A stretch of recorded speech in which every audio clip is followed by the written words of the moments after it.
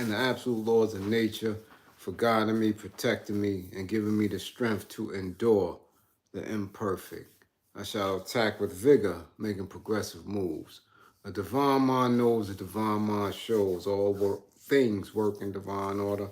All things work in divine order. All things work in divine order. Peace and power to the people of the struggle. Salute, salute.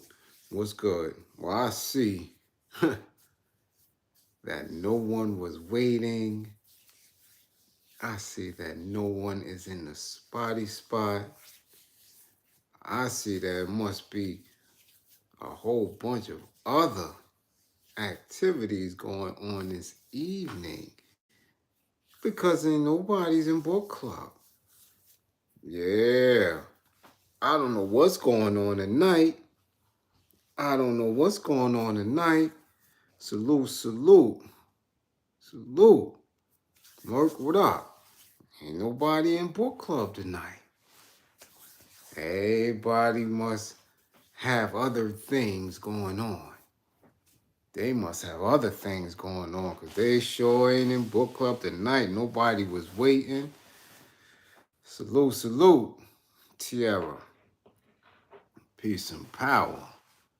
Turk, what it do? What it do? Greg, salute, salute. Yeah, I thought it would be a bunch of people in here tonight. Ah, there go the notification. Philly in the building. Salute. Bernadette, you moving? Where you moving? What do you mean you moving tonight? Where you going? Where you going? Listen, we not waiting for everybody. I'm going to keep it a buck. We not waiting for everybody. I tell you that right now. If they're not here, we're going to do what we do. We don't wait for anybody. We don't do that. I'm sorry. It's a little bit late. I've been up. Sitting in your tractor. You waiting on the load. A load of what? Hey? Waiting on a load. Waiting on a load of what?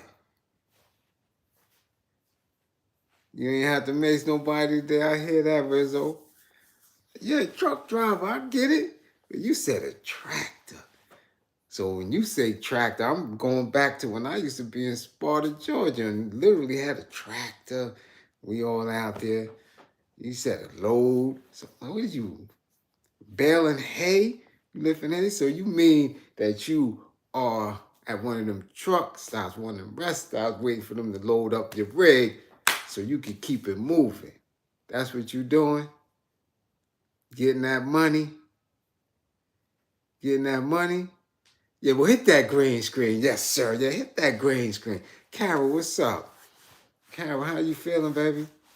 Talk to me now. Talk to me now. Talk to me now. Yes, yes. Well, of course. Even if I had other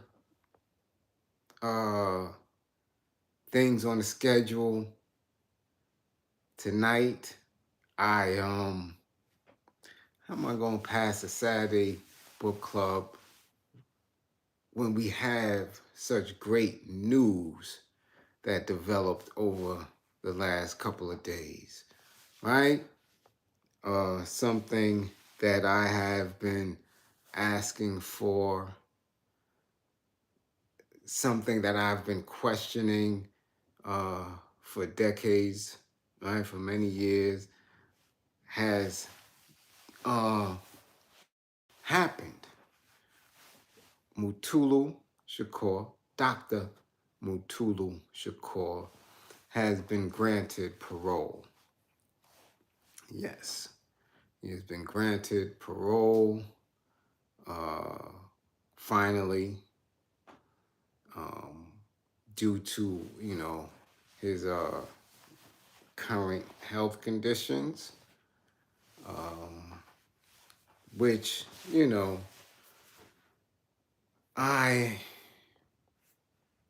I'm very, very confused in um, in emotions and in thought. Salute, aka God Graham. Right? I'm looking good in that pic. Much appreciated. I'm very, conflicted about this information.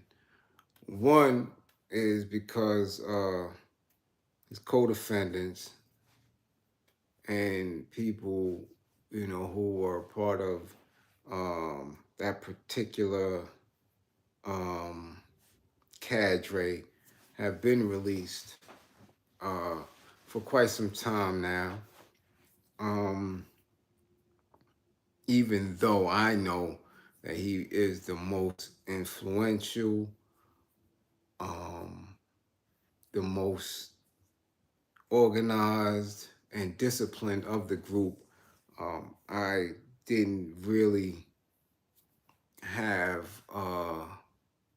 any faith in them releasing him, which is why I always said it is up to the cadre, is up to his comrades, is up to others to liberate him. Now that uh, I I want to say that they believe that he isn't a threat, that I guess somebody in government um, deemed uh, his release worthy. So I'm confused and conflicted. I'm definitely glad for him, for his family, for his immediate circle. I don't know, however, how this will affect the movement, and that is, the liberation movement that still exists. Once I'm able to, play with it in my thoughts, reach out to a few elders, have dialogue, I'll probably give an in-depth build, on that.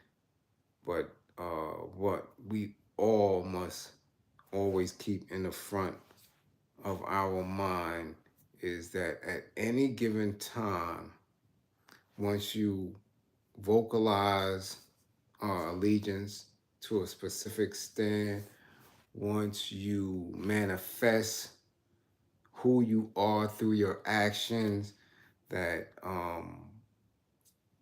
jail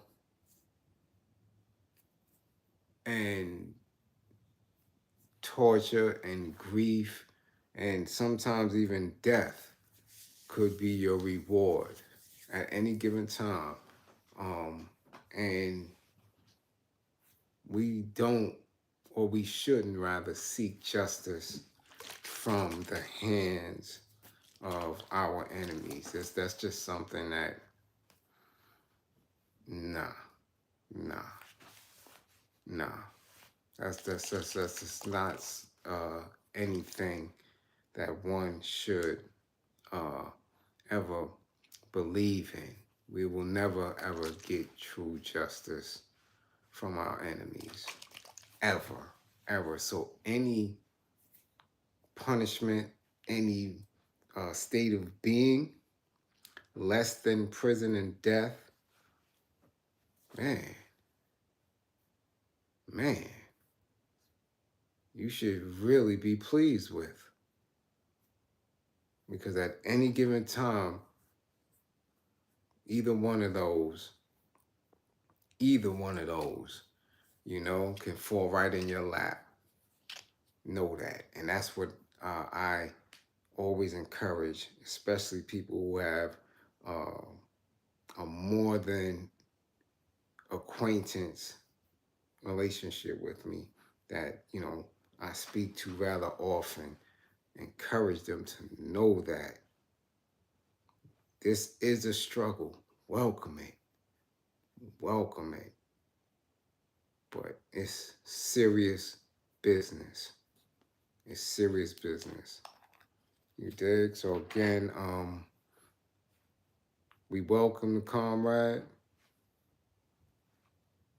to, a brief joy through his liberation, but knowing his history,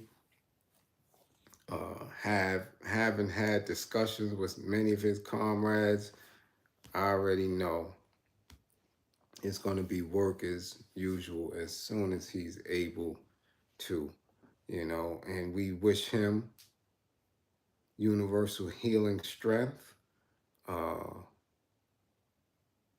And again, this he's just been granted. I'm not sure if it's going to be immediate or not. I know, regularly when they grant you parole, it's usually 2 months, anywhere between 6 weeks to 2 months before you actually are released. But since this is, this is a specialized parole, and he has requested numerous times, right? It may be immediate. He may have been released already, or may be released as early, right, as a week or two. No. We shall see. All right? So that's two. We have sundiata and Mutulu. Touching ground. To little fanfare. Right? Little bit. Not as much as we would believe. The world has changed so much. It really has. We can entertain. We can have our attention diverted to a lot of bullshit, but the seriousness of what we're dealing with and the people who really, really fought. Like if anybody is an example of a freedom fighter, it is Dr. Mutulu Shakur. Trust and believe that. So, let us wish him the very best. I see you, Coco. What's up? How you doing, girl? Two, I would like to send many thanks and appreciation to all, who sent me Veterans Day gifts, wishes, salute. And yes, in my young days, and even in my awareness of self, yes, I did go into the service. Nothing patriotic. I went for what is today an asinine reason, but yeah, I served 2 years, combat medic attached to an infantry unit. Yes, I did. Learned how to shoot every weapon that was accessible to that infantry unit, right? From the M60 to the M203 to the Law rocket launcher, the weapon of 4.5 and the AR-15. Yes. Yeah. And know how to break down and clean them and adjust the sights and all that. You dig? So again, thank you for everybody who hit that green screen. Much appreciated. And I hope that the thread that I started on Twitter gains a little traction. So all vets could benefit from that. And all vets need to, throw their green screen in there. We could do something maybe that this institution hasn't done, which is continue support of veterans, regardless of their political beliefs. Soldiers are soldiers. Soldiers are soldiers. So, Saturday night, book club, right? Salute, salute, Graham. Much appreciated. Let's get busy. Thank you, Jules. I'm in Ross, salute. Let's get busy. We ain't gonna be on here long tonight, because I do, hey Aruba, I do have to finish that Nas album so I can give an honest critique. All right? Thank you, Coco. Yeah, give on. So, not gonna be on here all night. You dig? Hey, Sade. Oh yeah, it's very serious, very serious. And we're taking it as such. Aren't we taking our time, tribe? Oh yeah, we taking our time with it. Taking our time with it. That's how serious it is, because you have to digest it. How do I feel about what so far? Salute, comment. How do I feel about what so far? The Nas album? So far it's trash. If you really want to know. Of course, his bars is up, but some of the tracks are, I tell you, I'm going to give an honest critique on it. What do you want me to do? What do you want me to say? Well, we could go to court. I ain't worried about that. Yeah, you could put the question mark all you want, Tyler. Trash. So far, it's trash. Yes, thank you, Sade. Don't start me up. We on book club tonight. Y'all have all that time and gather the troops. Tell your cousins, your uncles, your aunts. You dig what I'm saying? If your grandmama my age, get your grandmama, get everybody. And come through when you see in the notification that I will be critiquing that album. All right? We just spoke about that real estate. We just spoke about that. Right? We just gave our blessings. We sent our healing strength to Dr. Mutulu Shakur. And of course, we are grateful that he has been granted parole. Yes, we are. All right? Let's get busy. Page 81. Page 81. Third paragraph. And as the tribe comes in, I see you, Horace. Salute, salute. Thank you for the green screen. As we start, share. Let the tribe know we here. And we're going to get busy for a little while. See, before I get started, I told Comrade, I told Doggy we need to get on this. And he didn't go through it. I'm like 6 songs in. I told him that they were going to be waiting for it. So I know it's going to be a very interesting dialogue about it, because I know he probably don't like the beat selection either. We're going to get into that. Right now, it's book club. So everybody, get ready. If you have your books, get them. If you're on your iPad or Kindle, whatever device, and you're reading along. Let's get it. Thank you all for coming. Let's get our thinking caps on. Let's be engaged, encouraged. Let's become liberators. All right? It is true to say that independence has brought moral compensation to colonized peoples and has established their dignity. But they have not yet had time to elaborate a society or to build up and affirm values. The warming, light-giving center where man and citizen develop and enrich their experience in wider and still wider fields does not yet exist.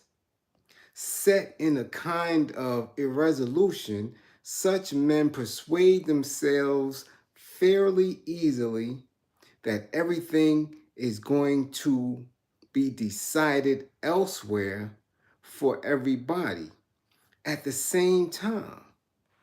As for the political leaders, when faced with this situation, they first hesitate and then choose neutralism. So, in this paragraph specifically, when independence was achieved in Algiers, of course, morally, right? These people who were colonized, they get compensated, which is why I always tell you there's no repairing, there's no monetary repairing, reparations for what they have lived through. And in the moment that that independence is gained, when their soldiers, right, when these guerrilla tacticians, when these, men and women have renamed themselves and manifest who they are and run these people away from them, you feel, right? You feel Alvin Morris, salute. And when you feel a sense of being, you begin to push off what the colonizers called you, lazy, right? Unlearned, things like that. You push that off and you rename yourself where men see each other as comrades and brother, and women calling each other sisters, queens, acknowledging and renaming themselves. You sit in that, but there's no distinct value system, right? The code, there's been a code that was established and maintained during the war, during the liberating process. But now that that process has reached a new level and you're actually in a space where they can dictate on their own, there has to be a new code and values that has to come.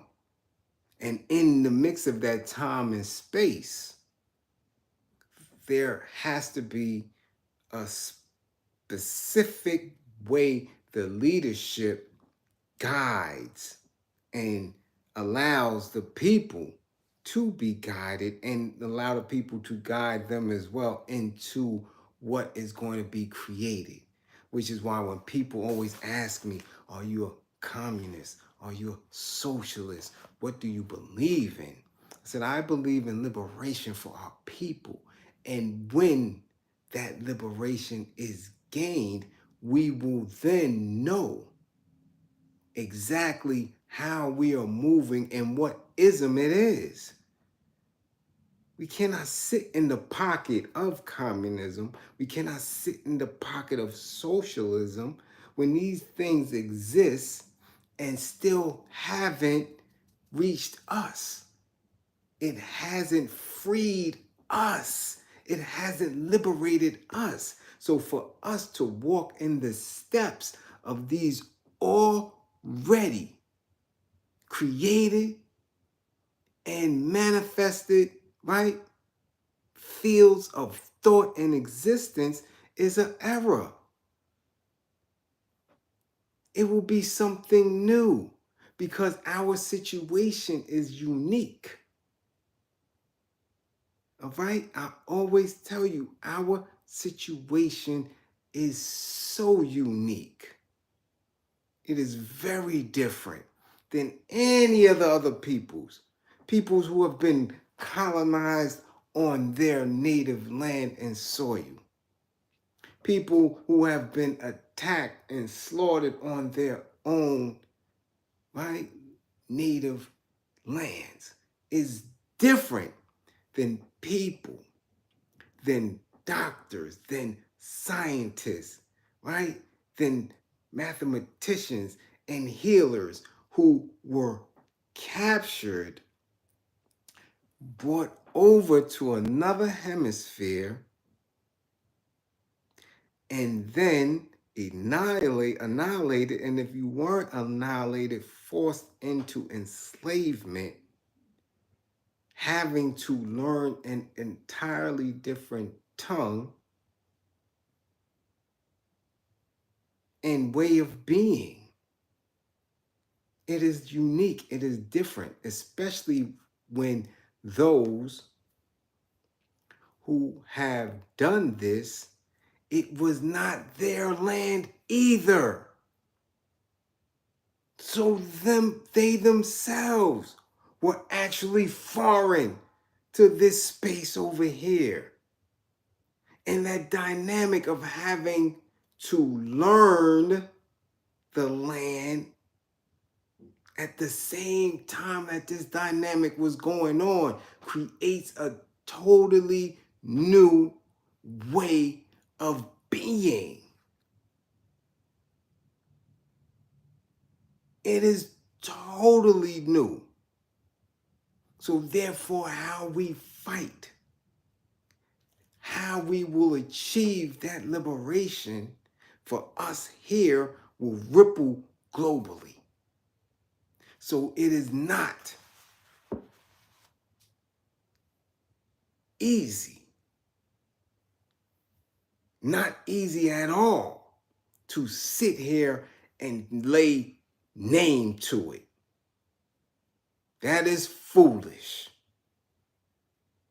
Our codes will be different. Our values will be different. The way we seek to decide whether or not to utilize violence when and where will be different.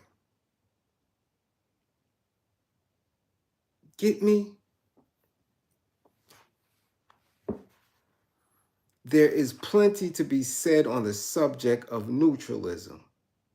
Some equate it with a sort of tainted mercantilism, which consists of taking what it can get from both sides.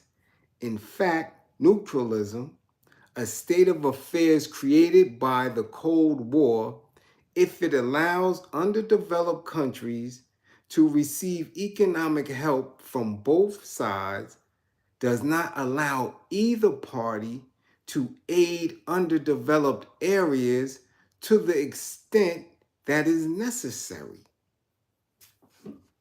Those literally astronomical sums of money which are invested in military research, those engineers who are transformed into technicians of nuclear war, could, in the space of 15 years, right, raise the standard of living of underdeveloped countries by 60%.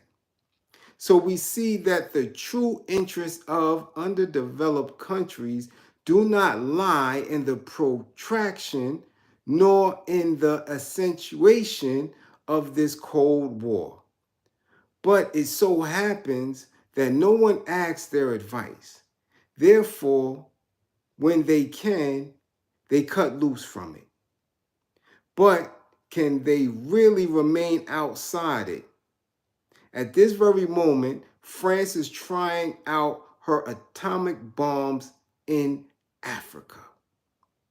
Apart from the passing of motions, the holding of meetings, and the shattering of diplomatic relations, we cannot say that the peoples of Africa have had much influence in this particular sector on France's attitude.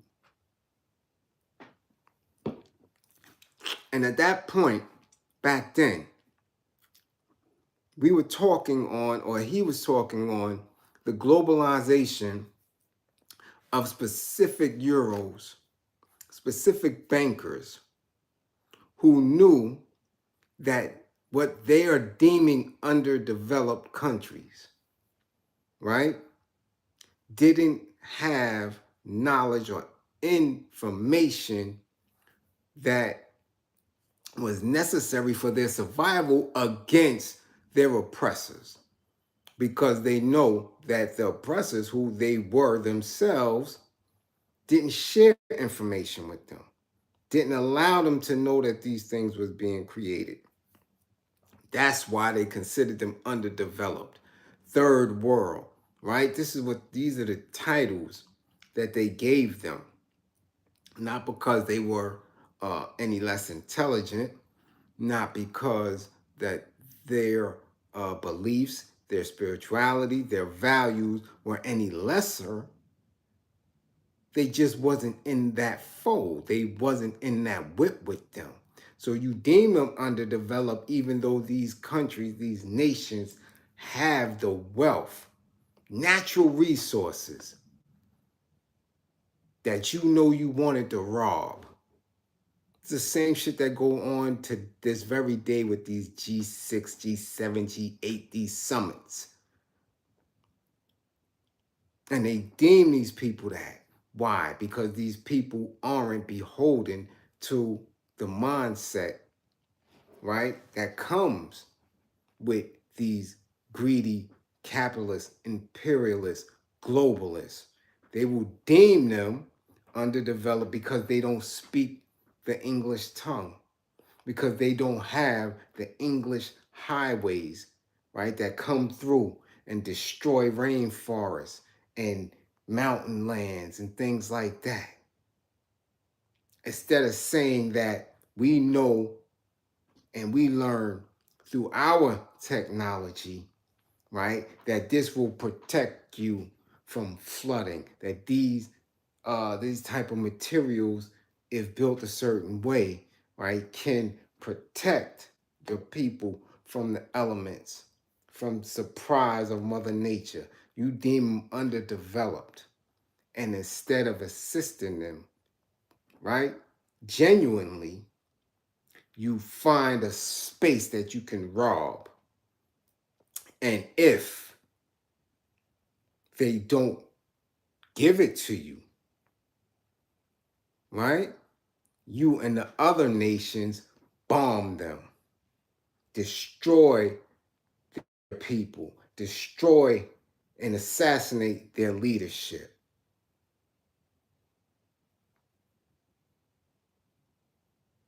This is what underdeveloped means to the Euro.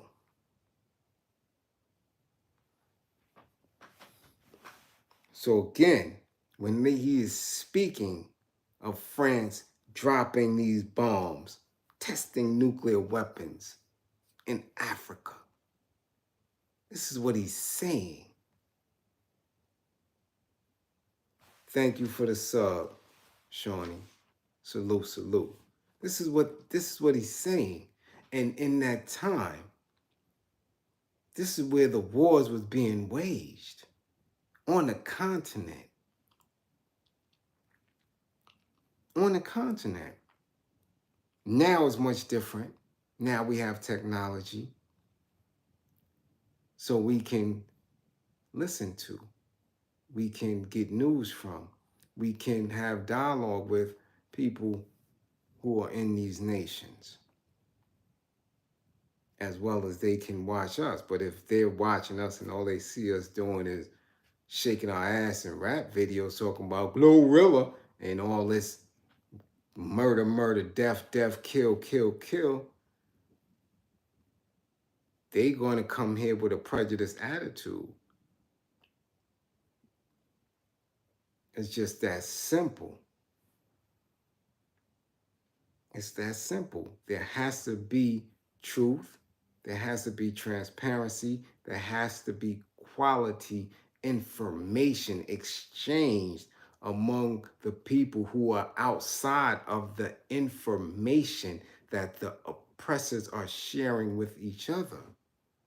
There has to be a network for liberators. There has to be a network for those who are willing to fight for the people when the people are not informed enough to fight for themselves, not informed enough to name themselves. It's the only thing that separates developed from underdeveloped. Somebody got the gun coming to rob. And the one that's going to be victimized don't know that they're coming. Simple as that. So when you're reading old books, when you're reading books that are dated 30 years, 40 years, 50, 60 years ago, learn how to play with the language so you can have a real-time interpretation of what's going on.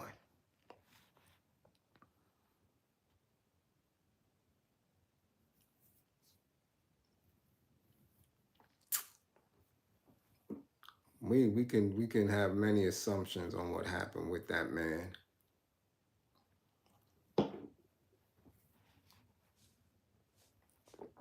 You know? Let's continue. Neutralism produces in the citizen of the third world a state of mind which is expressed in everyday life by a fearlessness and an ancestral pride strangely resembling defiance. The flagrant refusal to compromise and the tough will that sets itself against getting tied up are reminiscent of the behavior of proud, poverty-stricken adolescents who are always ready to risk their necks in order to have the last word. All this leaves Western observers dumbfounded. For to tell the truth, there is a glaring divergence between what these men claim to be and what they have behind them. These countries, without tramways, without troops, and without money, have no justification for the bravado that they display in broad daylight. Undoubtedly, they are imposters. The third world often gives the impression that it rejoices in sensation and that it must have its weekly dose of crisis. These men at the head of empty countries who talk too loud are most irritating. You'd like to shut them up, but on the contrary, they are in great demand. So you see, and Fanon is a great read because it teaches you how one slips from first, second, and third person and how he speaks from himself into how the oppressors feel and speak, especially in this paragraph where they're speaking, how dare these youth who, like I just said, they don't have anything. This is what they believe, that, again, countries without tramways, without troops, without money, this is what they value. The oppressor values these things that are not natural. right? These are not things that come from a spirituality aspect. These are not universal things. These tramways, troops, money, resources that they take pride in because they're able to conquer others with it are missing. So therefore, these youth shouldn't be as proud as they are. And again, that's the arrogance that comes with ignorance. Ignorance. When you see somebody who has not what you have, but still knows that they belong. That they belong, especially when you are the intruder. So you speak of them as if they shouldn't, right? You call them empty, empty countries who talk too loud and they're irritated by it. This is how the Euro believes. That's in their DNA, that's in their makeup, that's in the doctrines that they follow. This is the policy. They create policies believing that you are nothing and that they have a divine right given to them by somewhere, by somebody, that they have the task to oppress you, to enslave you, and to make you them. That's some wicked shit. And anybody who feels comfortable knowing this is a fool. You feel comfortable sitting across a table. You feel comfortable investing in what they have given you to invest in. You feel comfortable taking an oath and sitting in their political chambers to dictate, right? Just how the rest of the world should bow down after they oppressed and beat your ass? You feel comfortable with that? You think we should be bartering with them over how much they owe us? That should make sense. That you're going to sit with your enemy and really talk as if y'all talking about exchanging tomatoes for grapes?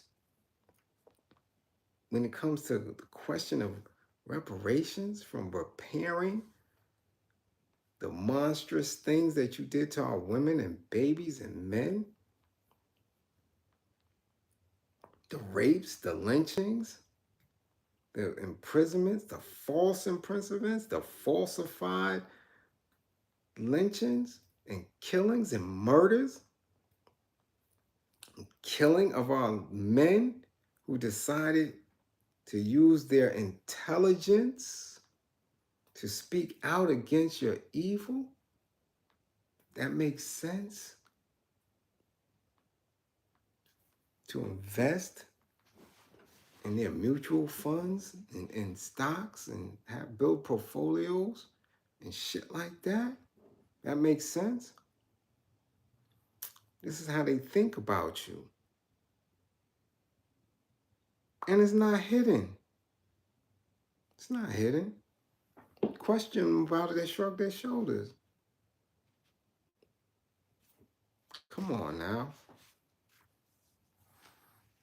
Come on now. They are given bouquets. They are invited to dinner. In fact, we quarrel over who shall have them. And this is neutralism. They are 98% illiterate, but they are the subject of a huge body of literature. They travel a great deal.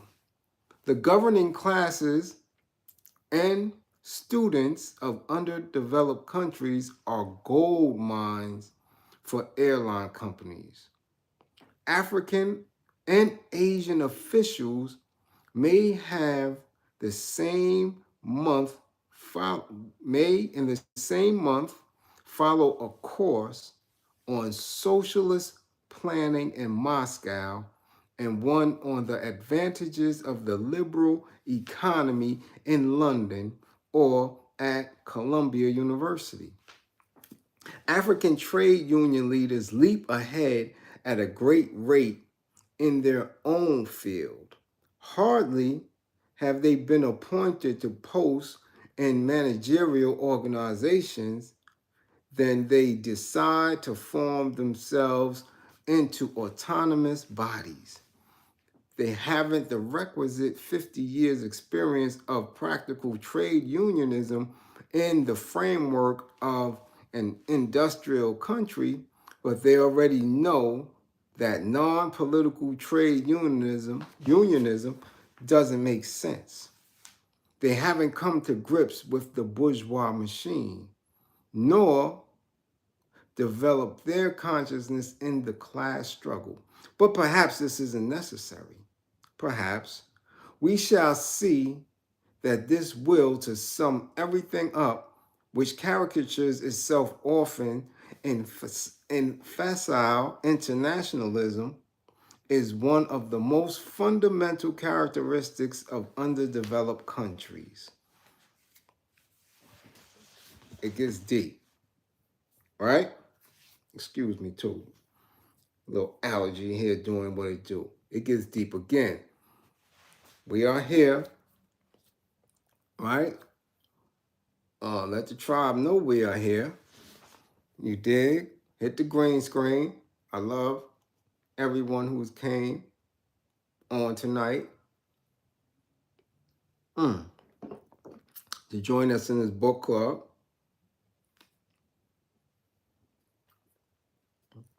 Thank you, thank you, thank you. It's real. It's real. And I encourage you,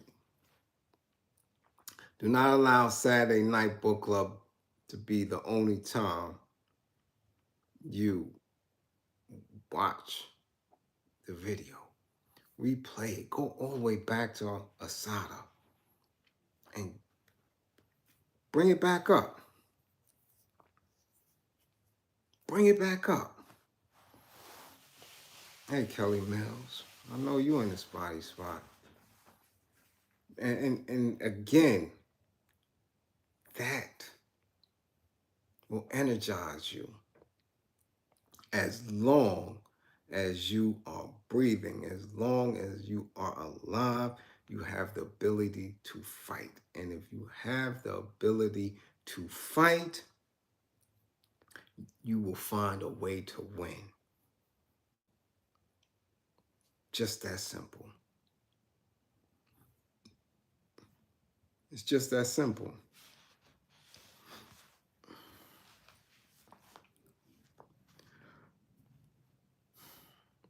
Let us return to considering the single combat between native and settler. We have seen that it takes the form of an armed and open struggle. There is no lack of historical examples. Indochina, Indonesia, and of course, North Africa. But what we must not lose sight of is that this struggle could have broken out anywhere in Guinea, as well as Somaliland. And moreover, today, it could break out in every place where colonialism means to stay on. In Angola, for example, the existence of an armed struggle shows that the people are decided to trust to violent methods only. He of whom they have never stopped saying that the only language he understands is that of force, decides to give utterance by force. Salute, salute. Ramo, thank you. Much appreciated. Right? In fact, as always, the settler has shown him the way he should take if he is to become free. Let me repeat. In fact, as always, the settler has shown him the way he should take if he is to become free. So, in our instance, your oppressor, your enslaver, right, has shown you the way for you to be free. He shows it. He showed you. Did he come to the table with his oppressor and beg? No.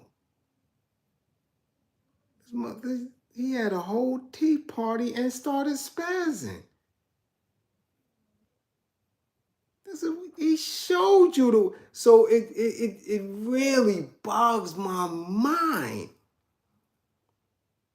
when our people sit in these spaces and believe that by some magical vote or policy that we will gain our liberation. They didn't get this shit like that. So how can your black ass believe that? How? This country, this corporation didn't talk to anyone. Not once. Not with the folks from which they came, not from the indigenous people land that was here, not from us. They spoke with violence. And now they're speaking to each other with violence, as you've seen January 6th. So keep voting, keep praying, keep investing in and keep being a part of if you want to. Salute, Lazanda. What up, King? Much appreciated. Keep thinking that. Keep believing in that shit if you want to.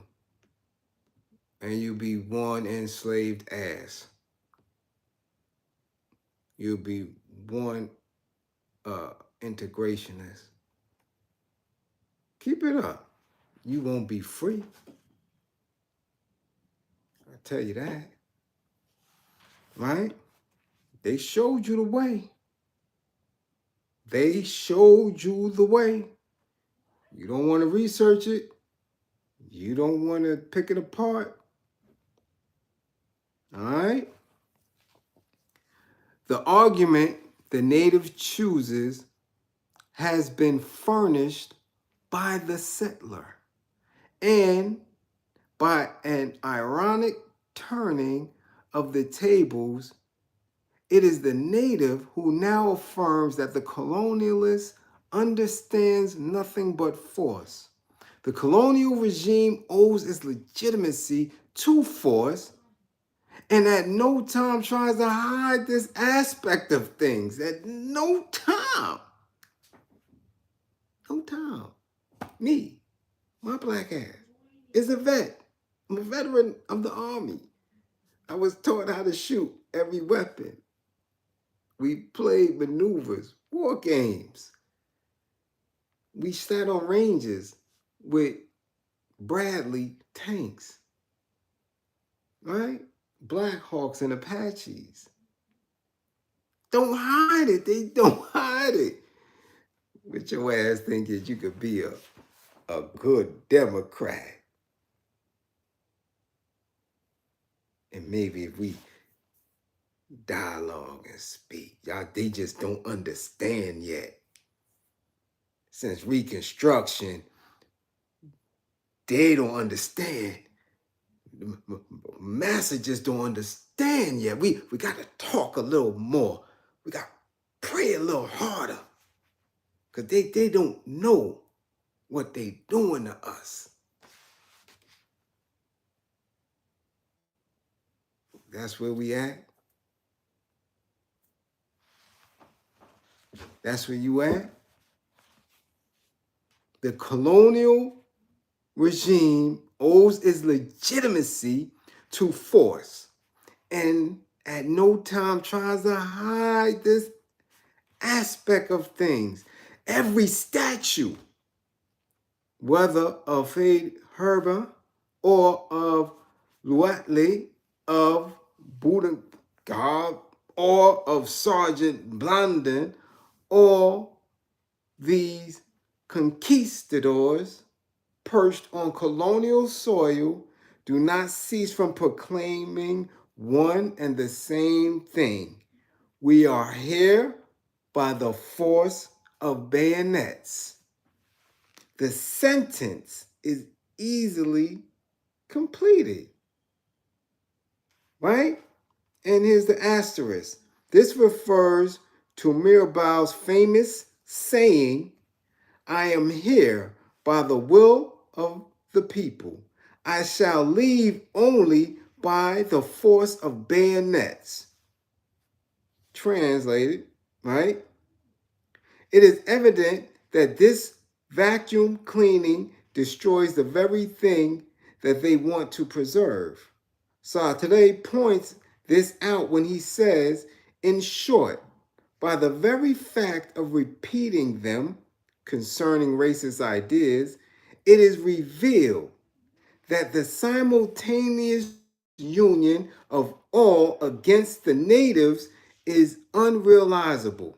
Such union only recurs from time to time, and moreover, it can only come into being as an active groupment in order to massacre the natives. An absurd though perpetual temptation to the settlers, which even if it was feasible, would only succeed in abolishing colonization at one blow.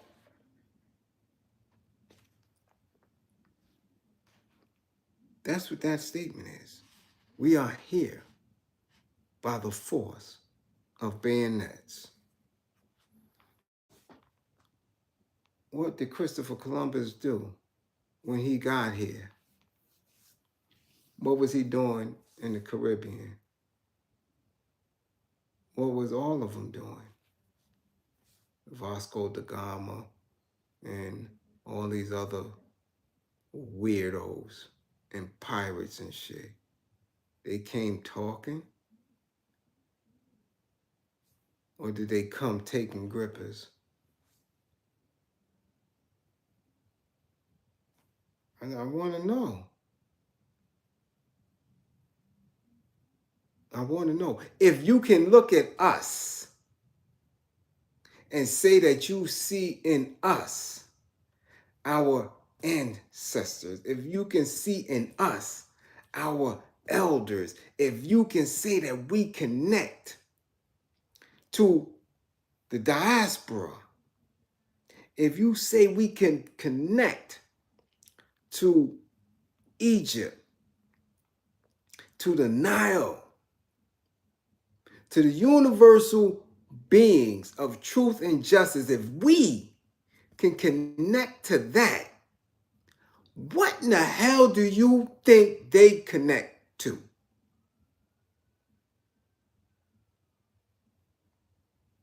Explain that to me.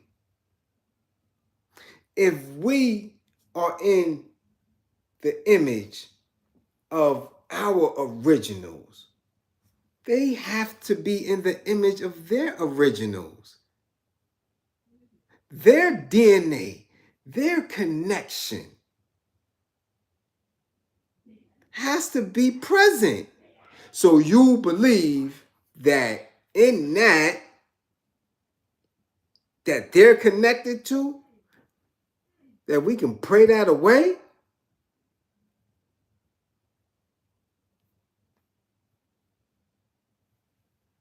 that we can vote that away, that we can ignore that away? Nah, you can't come over here with that. We deal with high science over here, baby. That's what we doing. All right? So I just want to know. I'm gonna make it make sense. During the phase of insurrection, each settler reasons on a basis of simple arithmetic. This logic does not surprise the other settlers, but it is important to point out that it does not surprise the natives either. To begin with, the affirmation of the principle, it's them or us, does not constitute a paradox, since colonialism, as we have seen, is in fact the organization of a Manichaean world, a world divided up into compartments. And when in laying down precise methods, the settler asks each member of the opposing minority to shoot down 30 or 100 or 200 natives. He sees that nobody shows any indignation and that the whole problem is to decide whether it can be done all at once or by stages. That don't sound like nobody that you can talk to me.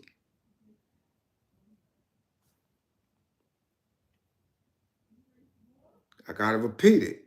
And when in laying down precise methods, the settler asks each member of the oppressing minority to shoot down 30 or 100 or 200 natives.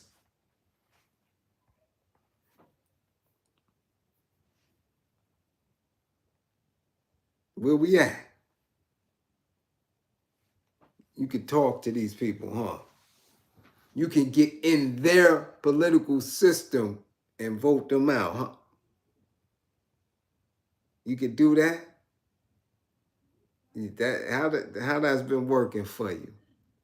How that's been working for you when they reversing, right?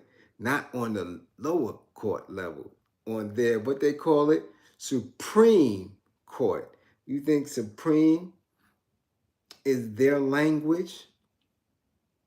Supreme is a language, is a word that came from the original, the practitioners, the original mathematicians and scientists. So they utilize that in order to get you to bow down to it, to relate to the language of it. Supreme. So now that the Supreme is overturning what they consider basic given rights, you think you could talk to them?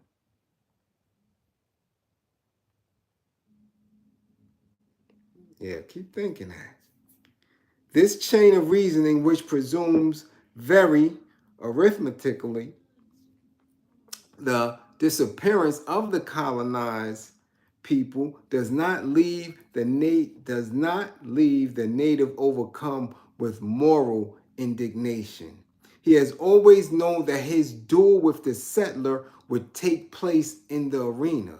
The native loses no time in lamentations, right? And he hardly ever seeks for justice in the colonial framework, right?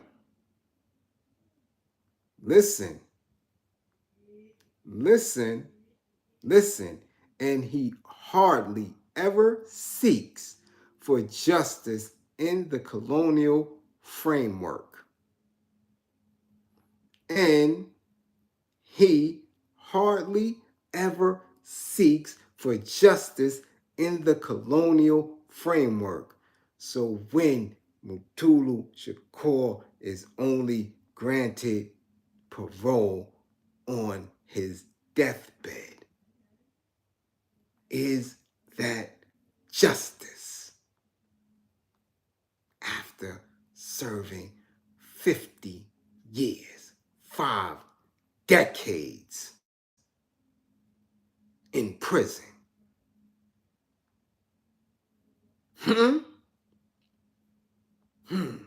The fact is that if the settler's logic leaves the native unshaken, it is because the latter has practically stated the problem of his liberation in identical terms. We must form ourselves into groups of 200 or 500, and each group must deal with a settler. It is in this manner of thinking that each of the protagonists begins the struggle. Not my words.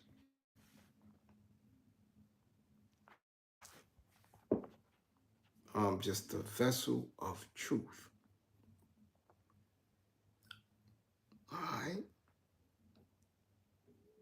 When you come from a space of learning, of educating, and being educated, of practice, of theory, of movement, of looking for and gaining results, you study.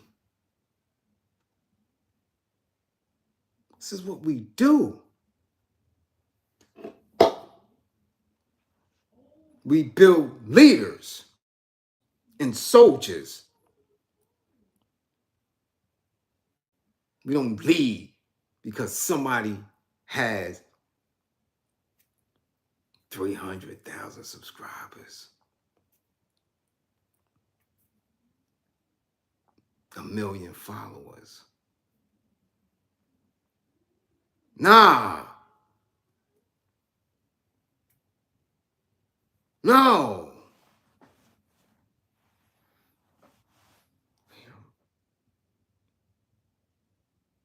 All right? For the native, this violence represents the absolute line of action. Absolute line. There is no talking in that. For the native, this violence represents the absolute line of action. No talking. There's no begging. There's no politicking. It is done. The militant is also a man who works. The questions that the organization asks the militant bear the mark of this way of looking at things. Where have you worked? With whom? What have you accomplished? The group requires that each individual perform an irrevocable action. What do I do? I'm an anger management specialist. Also domestic violence, right? Intimate partner relationship, right? Counselor. When I shift those dynamics, that's work. Irrevocable. To get a man to stop beating on a woman, to get a woman to stop accepting getting beat, to get a woman to stop abusing a man, to get either or in control of their anger by managing it. Work. By having that behavior shift, irrevocable results. The healing process begins. A person can see themselves and the world differently. They don't react from an animalistic point. They respond using intelligence. Now, the violence is one of a liberating nature. As purpose. What kind of work do you do? What kind of work do you do? Harriet Tubman, what was her day job? What was her day job? What is my day job? It ain't no goddamn Cadillac commercial.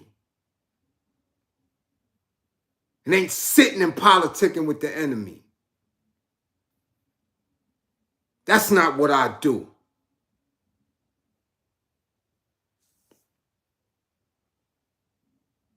In Algeria, for example, where almost all of the men who called on the people to join the national struggle were condemned to death or searched for by the French police. Confidence was proportional to the hopelessness of each case. You could be sure of a new recruit when he could no longer go back into the colonial system. This mechanism, it seems, had existed in Kenya among the Mau Mau, who required that each member of the group should strike a blow at the victim. Each one was thus personally responsible for the death of that victim. To work means to work for the death of the settler. This assumed responsibility for violence allows both strayed and outlawed members of the group to come back again and to find their place once more to become integrated. Violence is thus seen as comparable to a royal pardon. The colonized man finds his freedom in and through violence. This rule of conduct enlightens the agent because it indicates to him that means and the end. The poetry of Cesar takes on, in this precise aspect of violence, a prophetic significance. We may recall one of the most decisive pages of his tragedy where the rebel indeed explains his conduct. Now, this poem, I don't know because I already know Saturday Night Book Club does not, I repeat, does not get monetized most of the time. Maybe it's because of the emotional response that it could bring from the viewer. Maybe because of the intellectual significance of what we dialogue about here. But I know this poem, I guess we'll do it. I'll end book club with the poem. The rebel, harshly, my name, an offense. My Christian name, humiliation. My status, a rebel. My age, the Stone Age. The mother, my race, the human race. My religion, brotherhood. The rebel, my race, that of the fallen. My religion, but it's not you that will show it to me with your disarmament.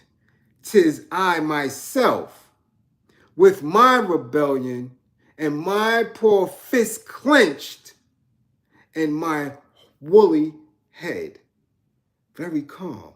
I remember one November day. It was hardly 6 months ago. The master came into the cabin in a cloud of smoke like an April moon. He was flexing his short muscular arms. He was a very good master. And he was rubbing his little dimpled face with his fat fingers. His blue eyes were smiling, and he couldn't get the honey words out of his mouth quick enough. The kid will be a decent fellow, he said, looking at me.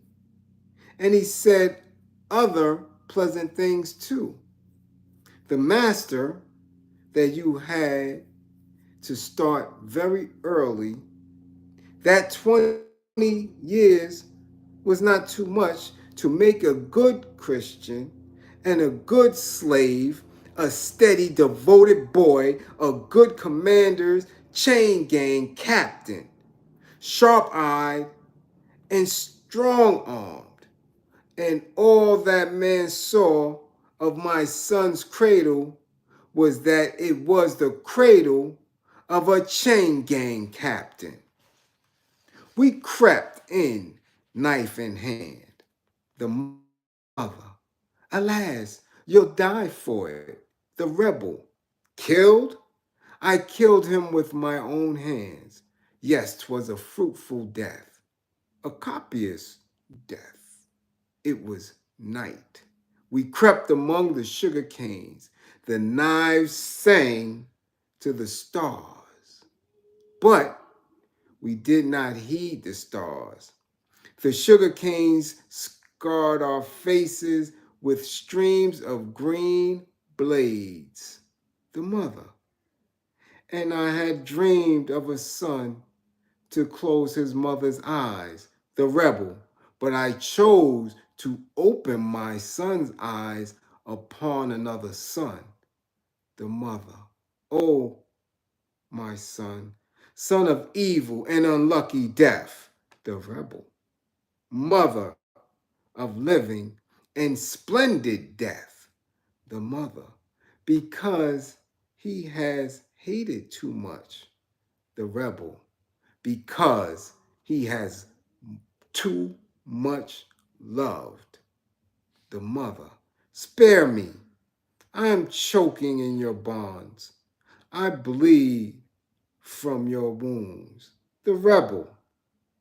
And the world does not spare me. There is not anywhere in the world a poor creature who's been lynched or tortured in whom I am not murdered and humiliated. The mother, God of heaven, deliver him, the rebel. My heart, thou wilt not deliver me from all that I remember. It was an evening in November. And suddenly, shouts lit up the silence. We had attacked. We, the slaves, we, the dung underfoot, we, the animals, with patient hooves. We were running like madmen. Shots rang out. We were striking. Blood and sweat cooled and refreshed us. We were striking where the shouts came from. And the shouts became more strident, and a great clamor rose from the east. It was the outhouses burning and the flames flickering sweetly on our cheeks. Then was the assault made on the master's house. They were firing from the windows. We broke in the doors. The master's room was wide open. The master's room was brilliantly lighted, and the master was there very calm. And our people stopped dead. It was the master. I went in. It's you, he said, very calm. It was I, even I, and I told him so.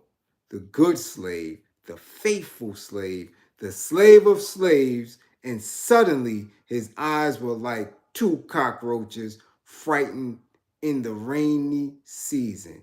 I struck, and the blood spurted. that is the only baptism that I remember today. Mm. Mm.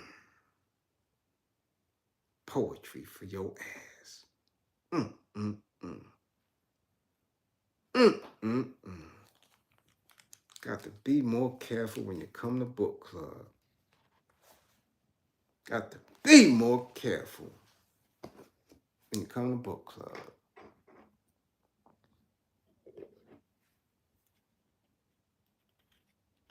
Peace better, friends. Mm, mm, mm. Oh my goodness. And as I finish,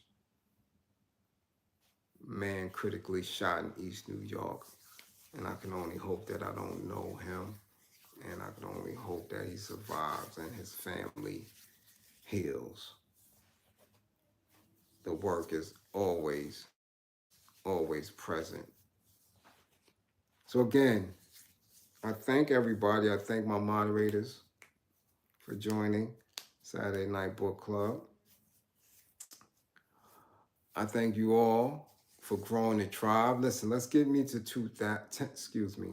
Let's get me to 10,000 subscribers. We're going to get on a campaign. 10,000 subscribers before year's end. All right, I'm at 6,700. Let's get to 10,000. All right. Yes, time to eat dinner, Big Ma. Okay, do your thing. Kiss them babies. Kiss the wifey. You dig? I thank Kelly Mills. Yes, I do. Thank T. What up, T? Everybody who joining, everybody who supported. Again, we're not trying to get you too rich, but we do appreciate the super chats. Don't believe in me. Believe in my belief in you. Study, research. Do not be one who just regurgitates information, because the information could be a false narrative and then you look crazy. Be knowledgeable. Research everything. Read 6 or 7, 8 different articles or pieces of anything that comes your way. All right? This is what we do. We build leaders. All right? Salute, salute, salute, salute. Mello, what's up? Kelton, what's up? That's what we do here. There's no one way to do this. We build soldiers. All right? So again, I love my people. All praise due to the people of the struggle. I'll see y'all very shortly. T, you ain't going to bed. Get your ass up. You ain't going to bed. All right? Man, I already told you wasn't here. I already told you about King's Disease 3. I'm listening to the shit. I'm listening to it. I ain't impressed. Yes, I still have copies. Real estate.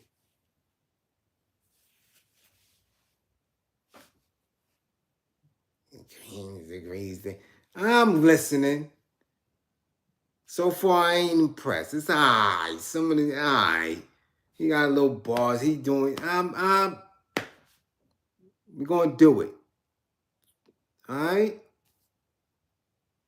Salute. When I do it, join. I'm serious. When y'all see it in the title, whether it's here, whether it's outspoken, all right? Make sure we got 6,000 or 7,000 in the chat.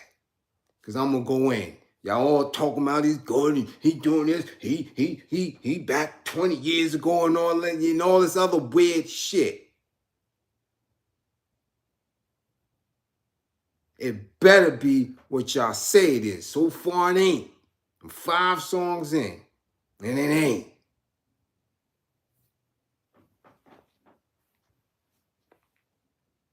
Salute.